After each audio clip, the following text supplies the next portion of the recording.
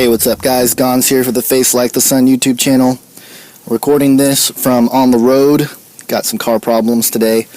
But in any case, I wanted to basically just riff on a couple of stories that is out on the news. And it's pertaining to the transhumanist movement. And, you know, I know a lot of you guys are aware of the transhumanist movement. You're alert, and it's a pretty easy thing to spot and see. But what I've been noticing a lot is a lot of these stories that have been coming out are very much indicative of where technology is headed, and we're already in a sort of a science fiction world, if you want to call it that. And we know that the elite have technology that far surpasses what we are allowed to have and allowed to operate in. For example, my car, broke down, so I got to go bring it in. Meanwhile, you got these elite guys running around with anti-gravity technology with probably some sort of invisible cloaking mechanisms and things like that going on. So a couple stories that have come out that I haven't reported on was, I'm just going to touch on three of them because they seem to indicate where things are headed. The first one is about a man who grew an ear in his arm.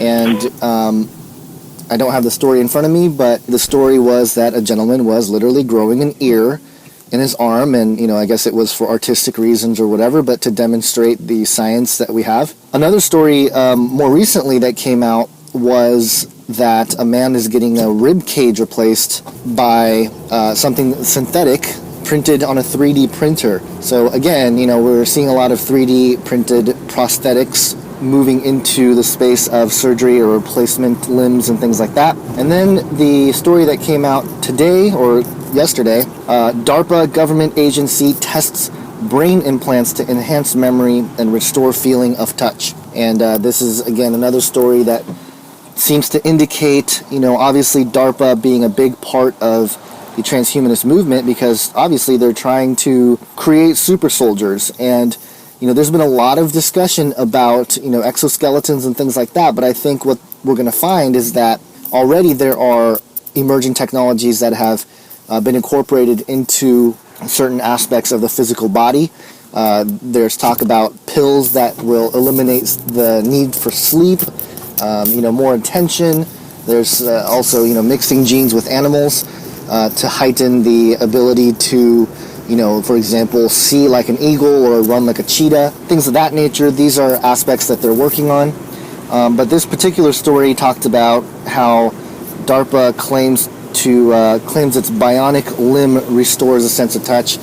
Basically, like a bionic limb and a brain implant to, recreate the sense of feeling and touch in a person's hand who may not have a hand, or perhaps an extended avatar-like body.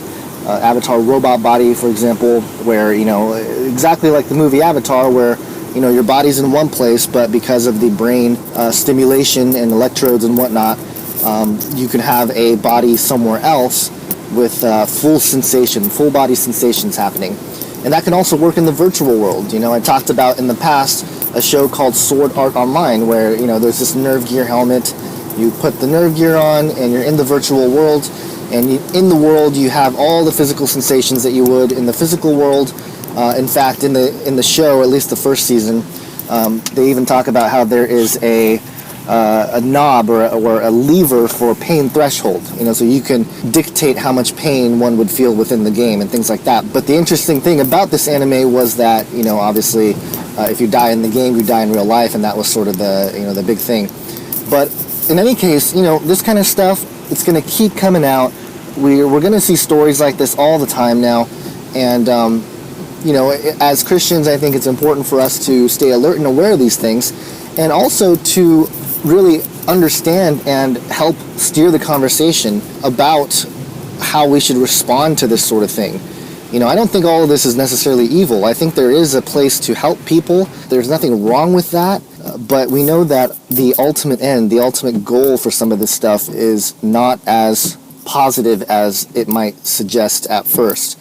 And ultimately, I think it will play into some sort of manifestation of demonic forces.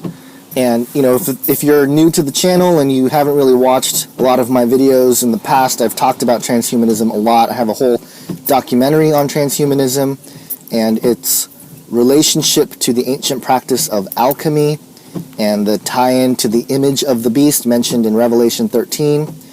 There's also passages in Daniel that seem to suggest a similar sort of reality where iron doesn't mix with miry clay. And I was startled a couple of years ago when a story came out that said that scientists may be able to create metal-based life forms. You know how most biological creatures are made out of carbon, but the laboratories were making progress in creating metal-based life forms, which gives a whole nother spin or understanding to that whole iron mixed with miry clay concept. If we really do create some sort of artificial intelligent race that is housed in a metal-based biology, man, that sounds more science fiction, but I'm telling you, stuff is happening that we would be very appalled and even disgusted if we actually knew what happened. Ephesians 5:11 talks about have nothing to do with the fruitless deeds of darkness, but rather expose them, because it's shameful to even speak of the things that are done in secret. And that's verse 12 of Ephesians 5. And I think it's true. I think if we really knew what was going on in secret in the realm of transhumanism, in the realm of black projects, the darkest projects that not even the black budget world may even know about, I think we would be quite appalled, and I'm guaranteeing that it is an abomination to God. So stay alert, stay watchful. That's all I have for today. I'm sorry I'm doing this from the car and the audio quality and everything else, but I wanted to make sure I get something out there every day. So that's about it. Hope you guys have an awesome day. It's raining in California. We desperately need the rain, so that's good. Hopefully this will help end the drought at least a little bit. So hope you guys have an awesome day. God bless.